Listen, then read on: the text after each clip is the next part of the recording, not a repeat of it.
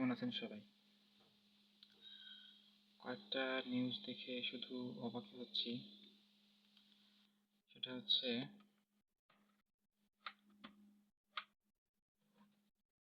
নির্বাচন, নির্বাচন, নির্বাচন।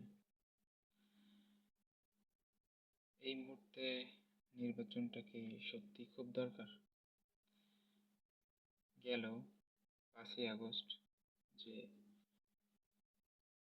বৈষম্য বিরোধী ছাত্র আন্দোলনের মাধ্যমে আমরা নতুন করে স্বাধীন হলাম, ফ্যাসিস্ট সরকার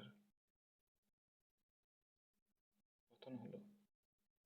এরপর প্রধান উপদেষ্টা হিসেবে আসলেন ডক্টর মোহাম্মদ ইউনূস। সবাই একটা সম্ভাবনা দেখছিল,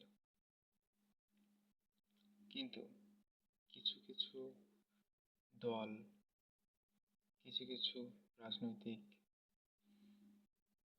ব্যক্তিবর্গ তারা উঠে পড়ে লেগেছে নির্বাচন, নির্বাচন, নির্বাচন।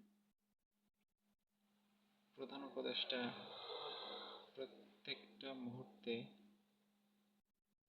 সাংবাদিকদের সামনাসামনি সরাসরি বলে দিচ্ছেন যে আসলে কি করবেন কি করবেন না।